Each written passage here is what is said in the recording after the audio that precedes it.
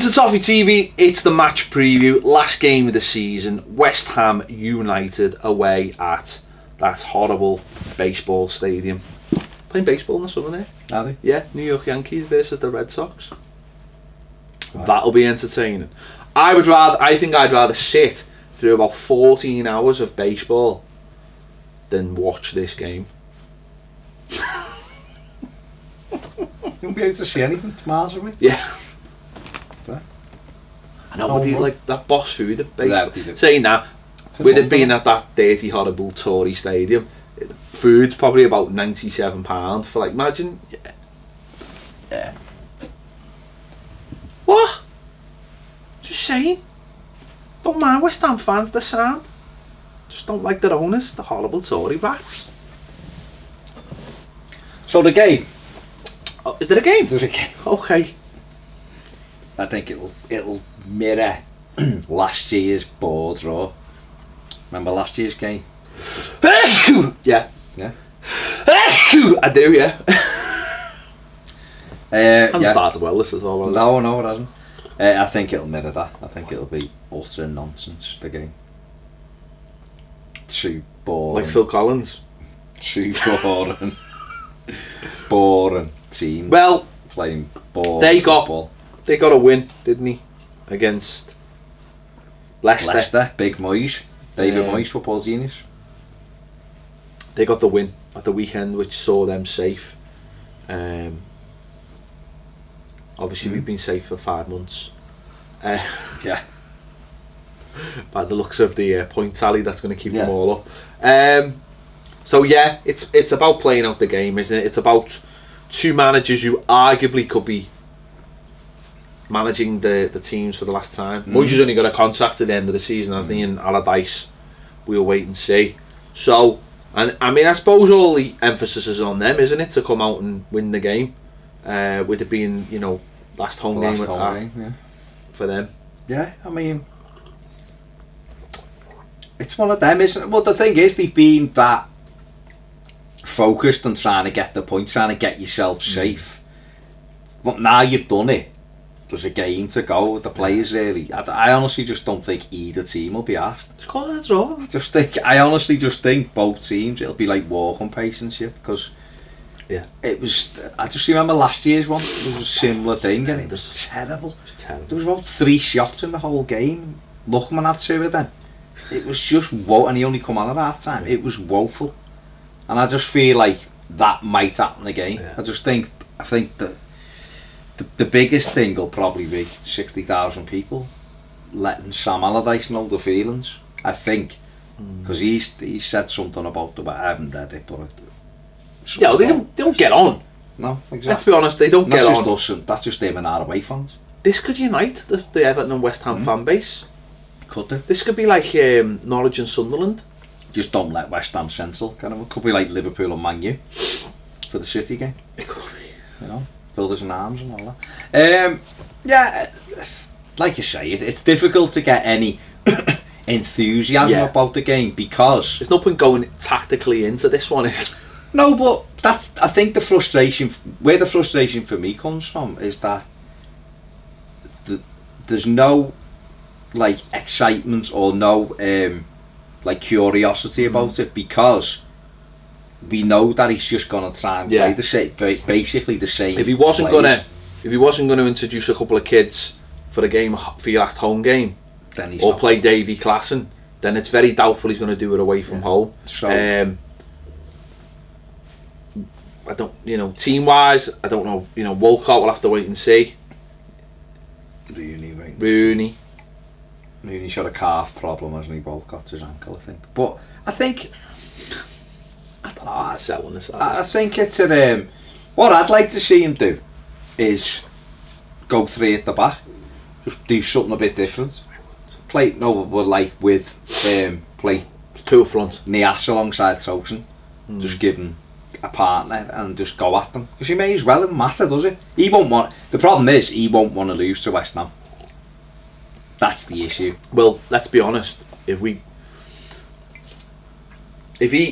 we get a result on Sunday, then for him and all his media buddies, you can look at the last 2 months of the season and say, well, we only got beat by Man City. You know, we've had a great. Will it be 7 games unbeaten or 8 games or something? So you'll be like, we've only been beaten by Man City, the champions. You know, we've had a good run. We've had a top 6, top 7 run. Whereas if we get beat, then suddenly people go, well, hang on. Doesn't really matter, does it? You didn't win. You didn't win. Your last 2 games. Your last 2 games. With nothing on it, yeah. 2 winnable games. So, but it's all on the players, as it always is, isn't it? And it's about attitude, like you just said. It's one of them. Do they turn up? Can they be asked to turn up? What difference does it make if they don't turn up? Do you know what I mean? Like, obviously we'll have our end will be full out, sold out. I was at the last away game last season against Arsenal, and they went down to 10 men, and that still didn't get us going because it was just one of those days. It was their day, not our day, and it almost feels like it could be the same on Saturday. If West Ham decide, well, this is our last home game, you know, let's have a little go. Quality isn't always the thing. It's just who puts in more effort, more of a shift in these games. You know, we've seen that on Saturday against Southampton. I mean, you know, they didn't have any quality, but they really wanted to score that goal and got that goal. And when we decided in the last 10 minutes that we wanted to equalise, we got an equaliser. We put the extra work in, and it got us there. So it doesn't really come down to. Obviously, it doesn't come down to it's about who's willing to give that just little bit extra. And with West Ham being at home, you think, well, maybe they, you know, if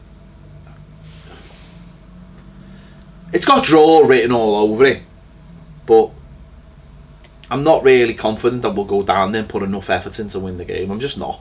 I don't think West Ham are that bad. You know what I mean? They're not that bad aside. They pick up enough points. They've got enough players that can just like step it up that little extra bit. And with it being at the last game of the season, and I know we're probably just repeating ourselves, but it's very hard to get up for a game like this. I just think like I said before, if you thought there was going to be some changes in personnel and stuff, that sometimes invigorates the team and gets the team playing because those lads who come in have got something to prove. But I just don't see him doing it because I think his own pride, his own thing of my team with him lose to West Ham will take over, and I think he'd be quite happy with a draw. We get a win, that'd be 4 away wins, and he'd be like, that's the same as they got last season, and I've only been here since December. That's what I mean, I'm sure there'll be some Evertonians who won't mind us getting beat just to be like lost to a team that below us, blah de blah, and it'll kind of be the last thing of the season, the last act of the season. Well, it gives people a chance then, doesn't it? If we're getting beat or we do get beat, then it adds to that. It adds to that. Well, what do you want? Well, we're getting beat, so we don't want that. So we've got, you know what I mean. Whereas, like, you know, the media can be very. I think the media don't quite grasp that you can be unhappy even when you're winning games of football, or you know what I mean. They don't want you to dream because they just have a very set thing. Well, in their mind, they just go top 4 they can't get near, top 6 they can't really get near. So the closest 7th, which is probably the best they can do, what are they moaning for? That's what they do. Instead of going, well, hang on, like Tottenham weren't always in it, or Chelsea were 10th the other year, then they won the league. Leicester won the league. Liverpool were 8th for 2 years on the run. All of a sudden, they don't see any of that progression because in their mind, they're the teams they kind of want there because they're the City are there because of the money. Do you know what it is? Genuinely, it's our press box. Yeah, we've been in it. I've got to sit. I'm alright. I'm sorry. Well, you're sound, but when I've been in the Everton press box, I have to sit like that. Poor Bucko. Poor Bucko. If you've got long legs, or you are just a normal sized person, you struggle. I struggle, and I'm only. You're struggling, and that media a lot are thinking. All the top ones get to the top games. You know, your Winters and whoever else. They're like, well, I only want to go to Old Trafford, Anfield, the Emirates, Stamford Bridge, and they all want to go to the new Tottenham ground. Let's be honest. I mean, they've all been sold. So all they want to do is go to those top 6. They want to go to our press box. They don't want to come up here. The TV people don't want to climb over that roof by where you sit to get to that gantry, do they? No one wants to do that. They all want to go to the nice cushy stadiums where they get the nice... This is why they were all made up. I think this is why they wanted West Ham to break into that into the top echelons, because they were like Olympic Stadium, loads of room, food will be good, taxpayer will be paying for a lot of it, happy days. Goodison are like, I do not want to be climbing up that ladder, and I do not want to be going in that cramped press box. And to get the press box, you have to walk amongst normal fans. Normal fans, you have to walk through them. There's no special entrance. You have to walk through normal fans who might say hello to you or touch you on the back or something like that. No, they don't want that. So I think that's the prime reason why we're just bombed. We're bombed out. Yeah, I think Bramley Moore. When we get Bramley Moore, it'll be quids in, because they'll have this new Bosch Stadium, and also they can go to Costco. And Costco's got a petrol station as well, so the fuel. That's much better. They're laughing then, aren't they? We'll be all right then. We'll be all over. We will be everywhere. Stay in the Titanic. Go to the ground. Go to Costco. Cheeky hot dog from Costco. All the best, by the way, but I can't have them because I'm on a diet. 500 calories a hot dog there. Honestly, that's like your tea. We've got room with tea. That's 500 alright for your tea. We've still got another 300. Why? Because it's so nice. If it's your you don't have more than one. I have in the past. Shut up. There's no way you've had more than one of them. Right, normal people need a normal sized amount of food. Normal people. I know you only have like smaller portions. That's why. Oh no, that's what I'm saying. Normal, average size people need... Well, average size is more like me, not you. You're a freak. You're not average. I am. You're average size if you work for Willy Wonka. Right? That's average size. Whatever. You're just a good tan away. You're just a freak. You're a good tan away from working for Willy Wonka and spontaneously singing. Why did he spontaneously sing when kids die? What's all that about? What? Why did he do that? I don't know. Alright. I don't know, do I? Let's not go into that. That's another dark. show. That's dark. It is. Well, Willy Wonka is dark. It is dark, yeah. The whole thing's dark. Whole thing is dark. Maybe we discuss this on AOB. Maybe we should. I think in the normal world, child abuse charges might be brought towards Willy Wonka. Well, possibly. I think they would. I don't see how you can get a child stuck in your pipe and get away with it.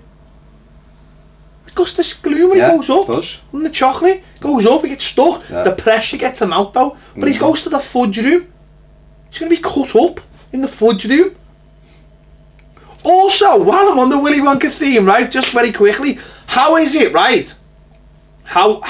Why would you produce a big, massive bar of chocolate, right? Yeah. To make it small? Why would you do that? Yeah, I mean, that doesn't make any sense, does it? No. Just because you can transport. I'm just going to say, I reckon in the day and age we live in now, making loads of little bars of chocolate and putting them in the back of a lorry would be a lot cheaper than making one big bar that you have to make into a smaller bar just because you can send it via a telly. How's that? Doesn't make sense. It doesn't make sense, does it? No. It's bottom line. It's going to suffer massively. Yeah. Massively. Definitely. Yeah. No wonder he had to shut the factory and get Oompa Loompas in. And we fucking had to lay all the staff off because of overheads. Because of the overheads. Yeah. And that chocolate bar was literally overhead. Overhead. You gotta pay for this glass elevator somehow. I'm not being funny. You would not get very far on The Apprentice or on Dragon's Den if you walked in with that idea. Really? No. What's your idea? Right, got a giant chocolate bar. Whoa, you got a giant chocolate bar and you're gonna make it into one small bar. Why don't you just use all that free fucking slave labour that you brought from Oompa Loompa land and get them to just chop that bar of chocolate up rather than sending it. I don't get it. I don't get it. Anyway, that's how you pad out a match preview where you don't care. Do you think we'll win? No, I don't think we'll win. I just don't. Let's go for 2-2. I just don't think anyone's going to care. 2-2. Let's have some shots. Be good. Imagine having 2 strikers. 2 shots. Wanting toast and getting. I wouldn't mind if they go 3 at the back and play 2 up front. I could live with that. 3-5-2. I could live with that. Davy Klassen at the tip. Davy Klassen. Tom Davis. I always enjoy Davy Klassen at the tip. That's it. Davy Klassen. I mean, because he's Dutch. He's Dutch. He knows how to work the tip. There you go. Him at the tip. Tom Davis and Garner.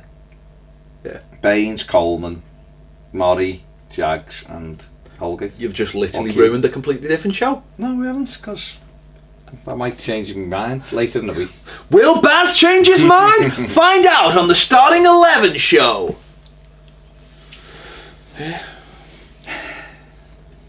Be radical. Play Davy Klassen. Go for it.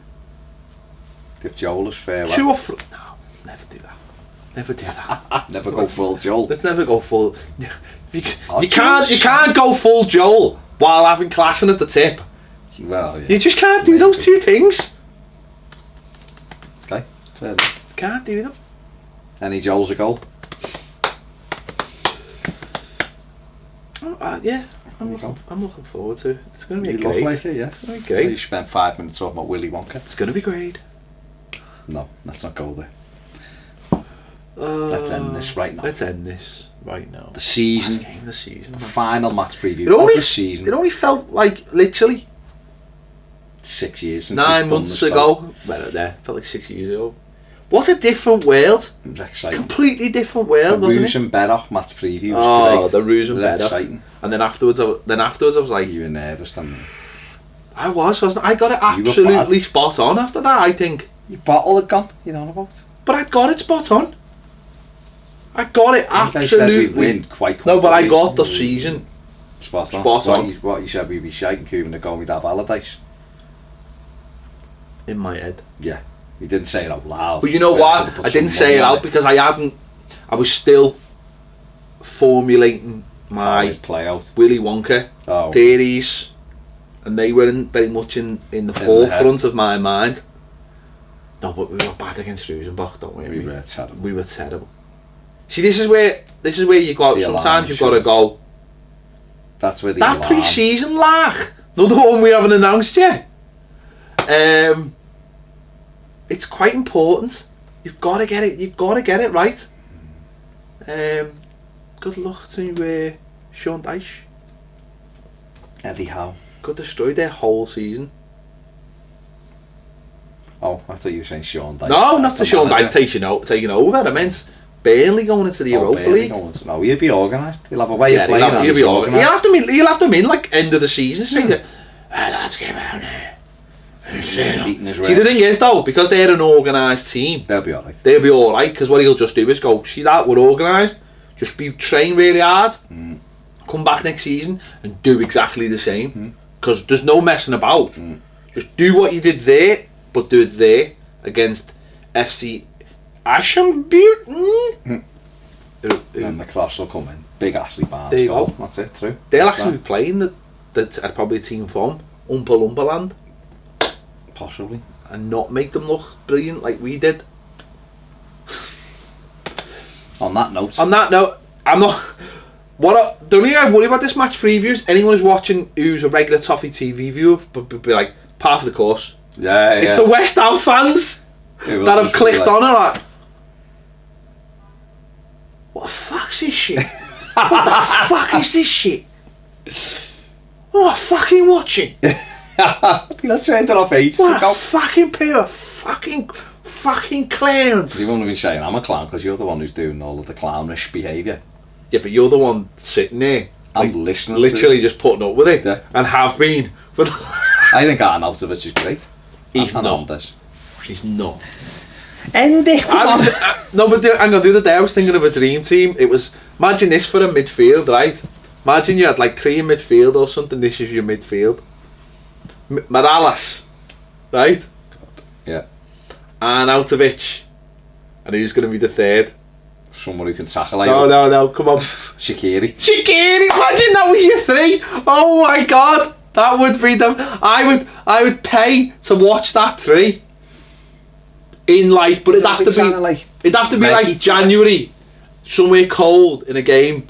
Clearly, all 3 didn't fancy. That would be amazing. That'd be amazing. Anyway, let us know your thoughts. What do you think about the last game this season? Do you want to see some changes in the Everton side? Who do you want to see brought into the team? Do you fancy Klassen at the tip like Baz? Baz fancies Klassen all over that tip. So let us know your thoughts on that. 2 up front. Let us know.